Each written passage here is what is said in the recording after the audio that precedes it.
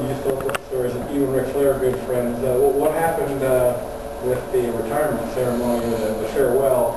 How come Hot Rod wasn't in attendance that night? That's really sad because I called about 2 weeks. I should have known better the person I called. And I said, Liz, let me just sneak on out there. And I had a movie starting the first, whatever month that was. And it's called Clear Lake. And I just finished. And they called me like Thursday before WrestleMania. And the movie wouldn't push a day back. They wanted me to make the three, last minute baloney. Like I'm sitting around the phone waiting for them to call. It doesn't feed the family. And I couldn't make it. I couldn't. I called Rick. Yeah, he's there for me too. I tell you, about 7 years ago, I got a call, and I was in, Jimmy Kimmel was doing the Man Show, and his cousin Sal used to come to Madison Square Garden when he was a little boy in the kills. But Madison Square Garden is like 24,000 Puerto Ricans a night, An old Irish kid in the kill, a hot rod, gay rod, he speaks Cindy Lauper.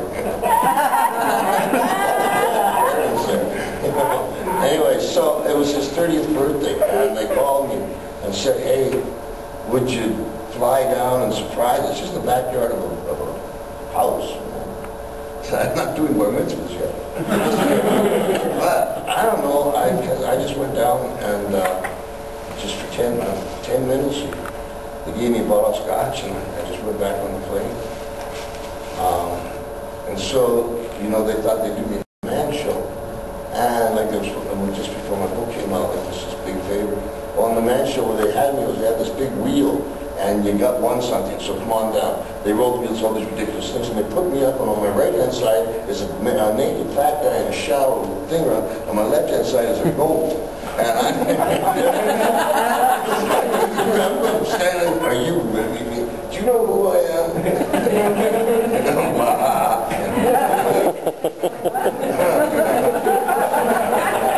Tell your sister.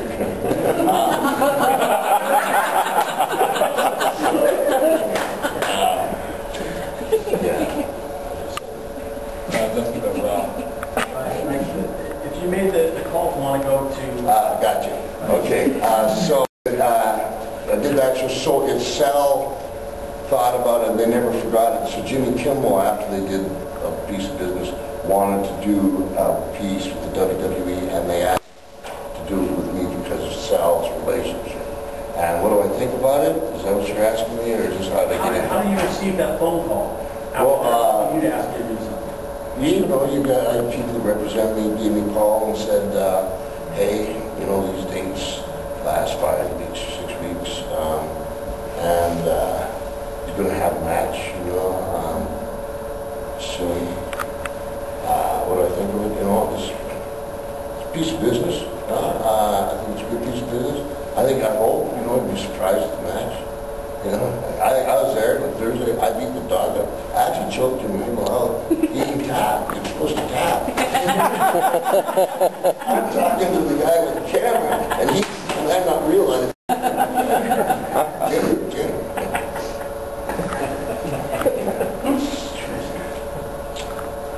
How long did? What do you think of that face? Yeah, well, sure. Right to the chair I should go. Looking at me like you hate me. Speedboard, what's that good guy with the Irishman?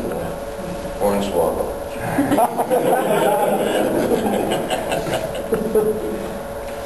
Yes, sir. To keep on the theme of the convention, being a horror conventional, how long did it take to film the fight between you and David Keith?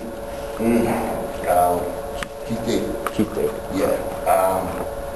We were in the backyard of John Carpenter's house for about 3 weeks. So he's a 220-pound dancer. And he has like hernia shavers and doesn't even know. He's strong, wonderful. And tried to teach him how to fight. And then when it came time, we started doing it, but he would throw a fist and to miss, but when he come back and catch with your thumb, or he was killing me, you know.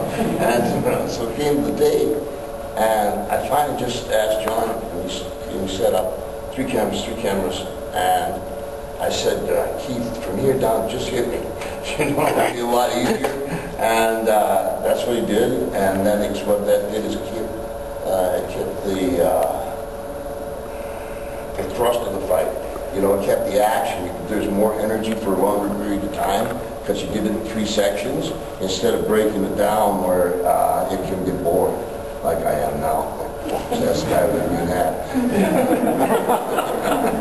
Tap out. I've tapped out plenty of times.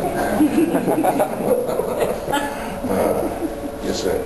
How did you get the role for the I was Cindy Lauper's manager, David Wolf was my manager, and he said there's this guy who wants to meet you, and I was really busy, he was in finance, and he told me, I didn't know who he was, and he was in the street. I went over to say hello, and later on he said, you want to have dinner? And so had dinner, and it was just like this.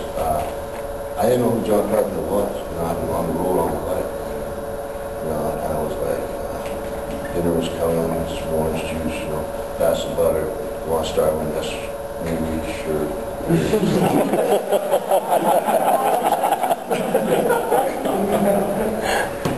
And then he started writing. And then I went to, I should admit this, went to acting school. Said, you have no experience at all, and just went and owned it. Went and did the best you could. What are your favorite 3 movies besides They Live that you've done? I haven't done a movie that I like yet. They make great doorstops. But we're working on it. I just did one, played a father in a wheelchair. And it's really interesting, Clear Lake. It was a long shoot. That was just an actor's piece. So I'm looking forward to seeing what comes out of that one. But really, not even when I watched They Live, it's like, you know, it was very hard to go from 15, musclehead, I was probably 30, 28, 30, something like that. And that whole mentality to Hollywood, like, you know, we got a problem, we just slap it. You know, Hollywood, they got lawyers. And so when people start to talk about a topic, like in the fight, this fight coordinator, you know, sometimes you become emotional about what you're saying. Well, we get a little more intense than that, and they're tolerating. We don't mean to do that. But, you know, if you're fighting Andre the Giant every night, you know, it's hard to make you cower, you know, or anything else, anyway. And so it was very difficult, the communication, for whatever reason. Anything else? Yeah, during the fight scene, there's that one sequence where you take that piece of lumber and you break out that car. Was that the car window? Was that planned, or was that totally done on accident? Because it seemed like there was almost an ad lib there. Because it seemed like Keith David came in to, you know, give Nada his money and then was leaving, and then when you guys broke the window, you kind of acted like, oh, hey man, that's your car. Sorry about that. Yeah, that's interesting. No, it was put in there, but it was put in there because the fight. Carpenter asked me to do this. Watch The Quiet Man with Maureen O'Hara and John Wayne because he wanted the longest fight scene. And at that time, that was the fight scene that was announced. They were friends. It was made, so it had to go within the arc of the script at the same time. So when that happened, it was supposed to show a bond. Meaning, I took a 2x4 and I swung it at his head because I was getting mad, and he ducked, and I hit the windshield, and I realized what I did. It was like, you know, like I'm just trying to hurt my friend because I get mad at him, you know, and the character, like old beefers, but he gets mad because he swung and he breaks his wine glass and he cuts his hand. But that makes not a laugh. You know, it's kind of reminding you, no, it's like, just put the damn sunglasses on, man. I roll cash from him, I'll tell you better pack a lunch. Anyway. Yes, sir. Just to clarify, the issues that you have with They Live have more to do with behind-the-scenes stuff than the movie itself, or are you unsatisfied with how the movie came? No,